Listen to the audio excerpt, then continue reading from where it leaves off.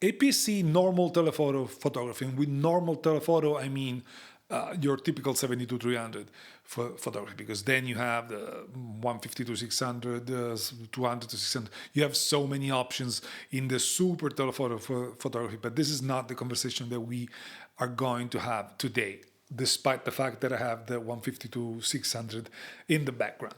But today we're talking about the best APS-C combination for your typical 70-300 zoom lens, if you want to stay on APS-C specifically.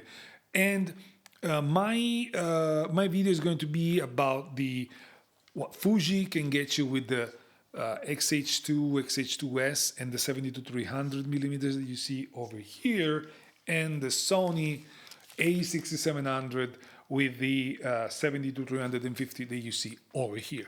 Now, let me clear a couple of questions you may have.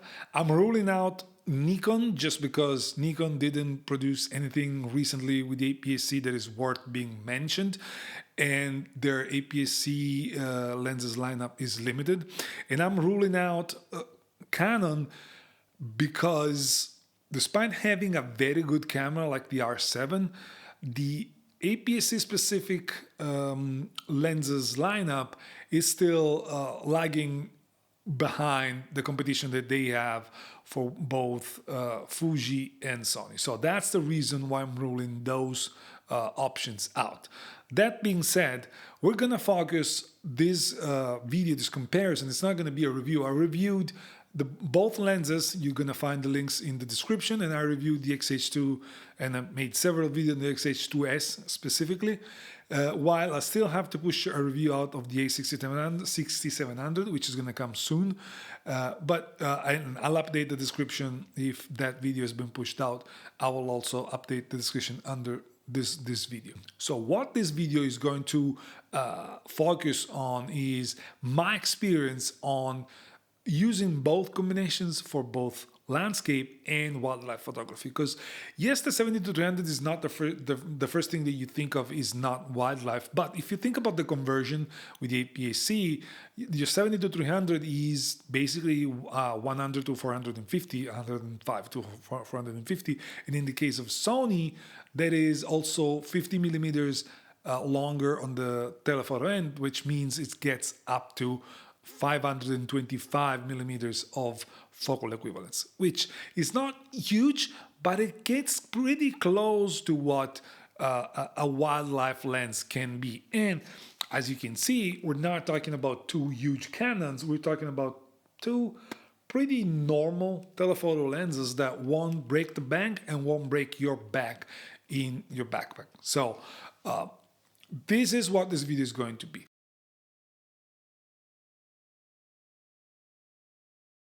Before getting into my experiences in both landscape and wildlife, let me talk to you about a couple of differences that you have in the build of the lenses. Both lenses are pretty much the same weight and the same length, same physical dimensions, pretty much.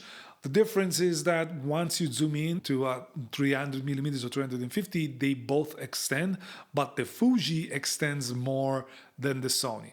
Not a big deal. It's not gonna make any particular difference, but it's worth being mentioned. So despite being shorter, the Fuji extends a little bit longer. They're both built really well. They're not the top of the line, but they're good lenses, and they're both being provided with their lens hood. Now, speaking of the lens hood, speaking of the construction of these lenses, while the Fuji has a more, let's just say, normal layout where you have your aperture ring next to the camera, then you have your zooming ring in the middle, and the focus ring next to the front element of the lens. With the Sony, you have it backwards. You don't have any aperture ring, which sucks, but it's fine at the end of the day. And you have the focus ring closer to the camera and the zooming ring closer to the front element. What this means is that despite the hood on the Fuji being longer and the hood on the Sony being shorter, once you reverse them in your storage position, With the Fuji, you can still access the zooming ring, although it's limited in the room that you have. With the Sony, you basically cannot get to the zooming ring, which kind of sucks because you don't always deploy your hood, so that kind of sucks. It gets in the way sometimes.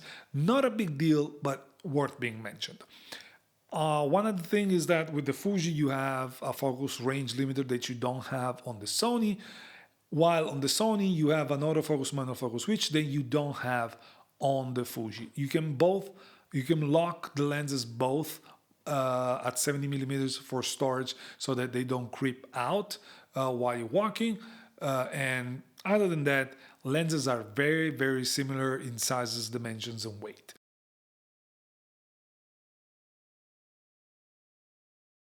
What is different, as you can see here, is the size and layout of the cameras. Because as you can see, the A6700 you see over here is quite smaller than the Fuji. It's less thick, and it's generally even less tall than the Fuji, because with this camera, Sony is aiming at compactness and portability. With this one, Fuji, this is the flagship, and as such is a little bit bigger. Now, why am I comparing these two and I'm not comparing the A6700 to the XS20? The reason is simple. What I thought is, if I want to stay in APS-C, but I want to be the best, I want to have the best, what is the best that these companies can offer me? For Sony, it's the A6700. For Fuji is the XH2S. Now, in this case, this is the XH2, not the XH2S, because the XH2S is recording me, but the body is the same. So just consider that I'm holding the XH2S in my hands. Now, I know that the difference in price is quite significant, and it's not necessarily a fair comparison, but if you're shooting at the best APS-C combination, you gotta also factor the possibility of buying a higher end camera with the XH2 and XH2S, which is going to pay dividend when we talk about some aspects of the photography, while in other aspects, the compactness and the technology that Sony has get you better results.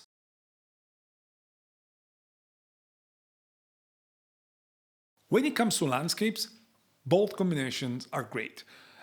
Autofocus with landscape is not as important as it is for wildlife, and they both focus really fast, they both focus really silent, they get you great sharpness even wide open. You don't have that many differences when it comes to the result that you get. Same megapixel count, 26 megapixels, same pretty much dynamic range, very, very similar overall performance that you get. The difference, in my opinion, comes from one, more flexibility you have with the 70-300. If you're doing landscapes, you may be interested in isolating a subject that is really close, like a flower or something like that. It's not necessarily a landscape, but if it's in those conditions, you may want to do it. And the 70-300 from Fujifilm is a much better macro, it's not a macro lens, but it focuses a lot closer than the Sony, giving you more flexibility. And in that case, basically allows you, if you want to get out lightweight, to leave your macro lens home, because you can just do almost macro with the 70-300. Something with the 70-350 you cannot do. The difference in the focal range, 300 with 350, is not going to make that much of a difference. You can just crop a little bit in with the Fuji and you're done. Same thing, the difference in 1/3 of a stop is not going to make that much of a difference. The Sony lens is 1/3 of a stop darker than the Fuji, but in the real world scenario, it doesn't matter at all. The other big difference, however, is the color science. Although Sony has improved a lot with the latest cameras, the Fuji, in my opinion, is still way ahead, especially if you're talking about landscapes. What you get out of a Velvia setup with the proper shadow and highlight tones that you get with the Fuji, I haven't been able to match close enough with the Sony. And I had help from people that have been using Sony for a long time. They gave me their settings to get the best out of the camera. And I'm not complaining about the results because I've been liking the results that I've gotten. It's just that the results that I get with the Fuji, to my eye, are far superior. I'm not talking about resolution wise. The resolution, again, they're both very sharp. You don't have to worry about resolution. I'm talking about colors, clarity, vibrancy of the colors. It's something that it's hard to convey in video, discussing about something, but it's something that once you use it all the time, you kind of see. Now, this may come from the fact that I've been using Fuji for so long that I'm used to what I'm getting from Fuji, while I'm not used to what I'm getting from Sony. But I've been using the Sony long enough that I should have gotten used to it. By comparing the two, I still prefer the Fuji. But other than that, if you're looking at the sheer performance, they get you very close results. And the Sony has the advantage of having a smaller body that fits even better in a small backpack, and it weighs 100 and something grams less than the Fuji.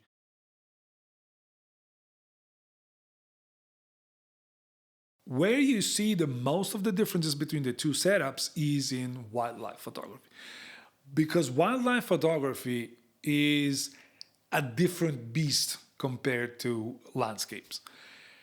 Landscape is kind of easy. Even if you have a camera that you don't like too much, you're not handling the camera all the time. You're not looking through the viewfinder all the time. You're not relying on a super advanced autofocus. You're not relying on something very specific that can make a lot of a difference. When it comes to wildlife, all of those aspects play a huge role in the choice that you may make. Let's start with the thing that is probably what you're thinking already. Autofocus. Now, the autofocus between these two setups has a clear advantage with the Sony one. And it's kind of expected. We all know that Sony does better than Fuji when it comes to autofocus. I'm not saying that Fuji is doing a bad job in autofocusing, especially when you're talking single autofocus with subject recognition. They both do great. When it comes to tracking subject in movement, in motion, that's where Sony is far stickier than Fuji. And that is a difference that, although you cannot say that Fuji is unusable, because it's not, it's usable. I got really good result with it and I like using it. I would be lying by not mentioning that the Sony does quite a bit better. You get more keeper with Sony than you get with Fuji. And so Sony, despite this being a smaller camera, a cheaper camera, does better when it comes to autofocus. But that was something, again, to be expected. On the other hand, however, the more expensive, bigger camera than the XH2S has other advantages that cannot be overlooked. One advantage is a physical advantage. You got many more customizable buttons that you can assign to specific functions. Those are not very important in landscape, but when it comes to wildlife, having all the buttons that you need in a way that you need, those are very important things because you can easily recall functions at the touch of a button, and that speeds up your process. Also, the viewfinder that you have in the Fuji blows the one in the Sony's out of the water by a huge margin. And this is not a subjective thing. If you look in the Sony first and then you look in the Fuji, you're looking through a very small hole and not so comfortable viewfinder with the Sony. and you're comparing it with to a IMAX kind of feeling when you're shooting with this with the Fuji. The difference is incredibly visible, and if you're doing wildlife, what happens most of the time is that you are with your eye inside the viewfinder for long periods of time. You don't want to lose the motion, so you are there. You're looking through the viewfinder until something happens, and then you fire your burst, and then you can get some relief. Throughout a long shooting range, you get eye fatigue with any camera.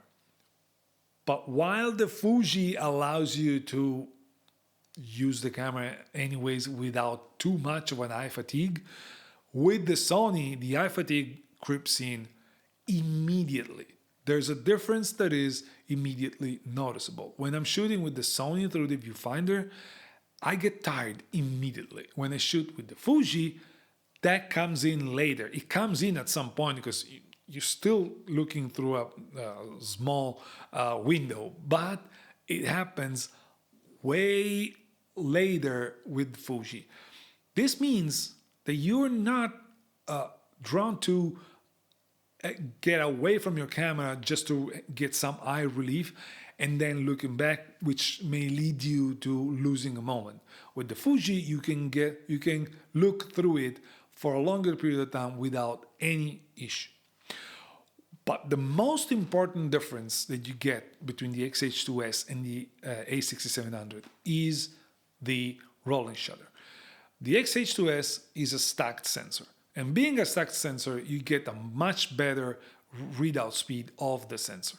What this means is that if you're shooting your electronic shutter, with the Sony, you get a pretty noticeable rolling shutter effect, which is basically ruins your shot beyond repair if you encounter that. While with the Fuji, you basically don't see it, or if it happens, it's much more controlled than what you see with the Sony. And you may think, well, who cares? I'm going to shoot with the mechanical shutter and I'm not going to have this problem at all. True, but with the mechanical shutter, first of all, you have a faster burst with the Fuji, with both mechanical and electronic shutter. But also, the mechanical shutter is noisy. And the one in the Sony is far noisier than that in the Fuji. Let me show you what I mean by that. This is the Sony.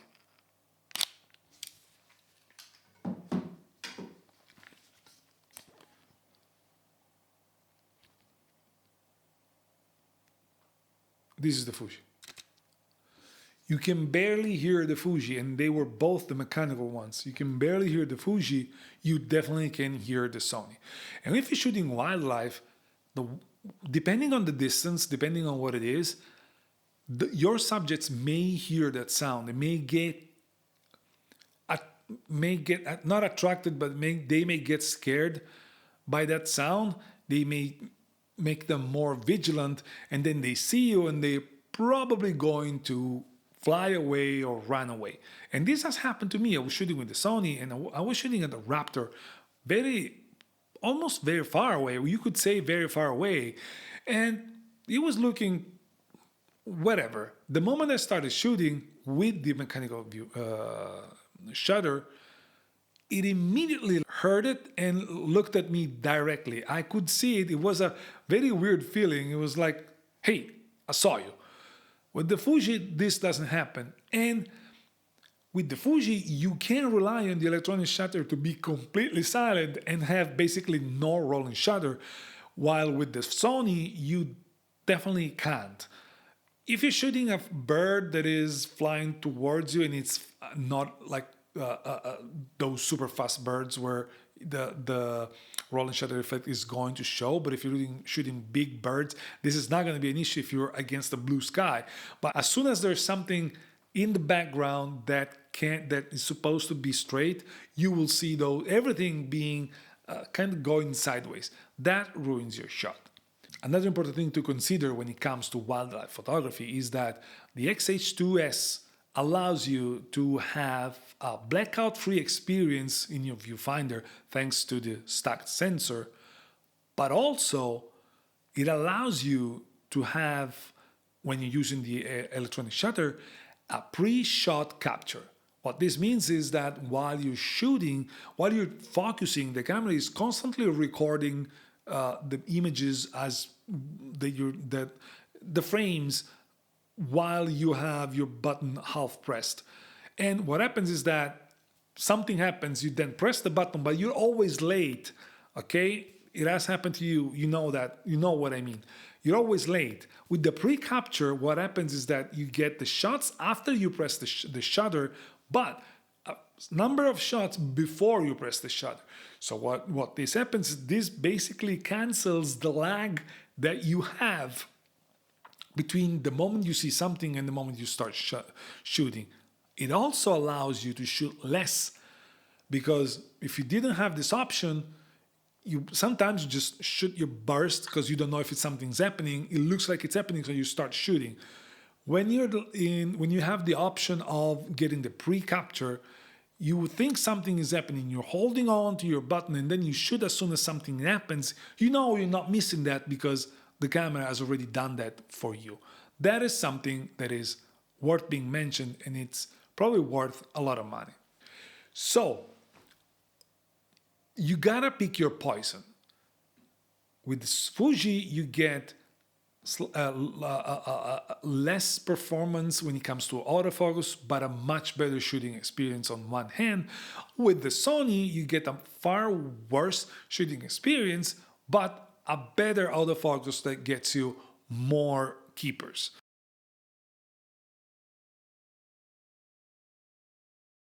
So in conclusion, there's no right or wrong choice.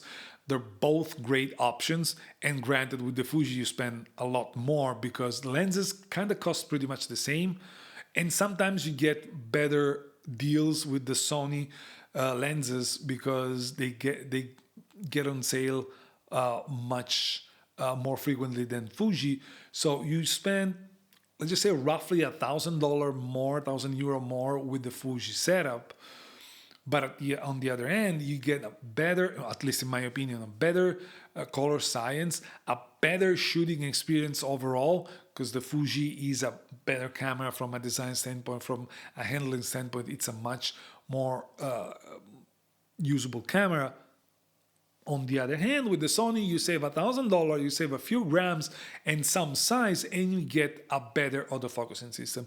What the decision that you can make depends only on what you value the most. I cannot tell you what is right or what is wrong. It depends on what it is that you are looking at. And also, there's one thing that you need to keep in the back of your mind. If you're investing in Sony and then you want to grow your lenses, the lenses that you own, you can get also full frame lenses. Although they're not specifically designed for APS-C, you can get those and you have a much larger potential buying decisions that you can make, just because, especially if you're looking for wildlife, Sony has a lot more options than Fuji has. So it's a game of trade-offs. You pick your poison, you choose what you think is best for you. I honestly don't know what I would do if I had to choose between the two. I like shooting with both systems, but maybe it's because I use Fuji since the system was born. I'm always more willing to use Fuji than I'm willing to use Sony, despite, again, the fact that I know that the autofocusing results are better on the Sony. That's it for today. Let me know in the comments if I missed something. If you want to know something more, I will answer to those questions. Leave me a thumbs up if you liked the video, and think about subscribing. You see the 150-600 from Fuji and here in the background. I am testing that lens. If you follow me on Instagram, you've seen stories about it. I will push that review, and I have a lot more work, a lot more stuff in the works. So again, stay tuned. Ciao, and that's it for now.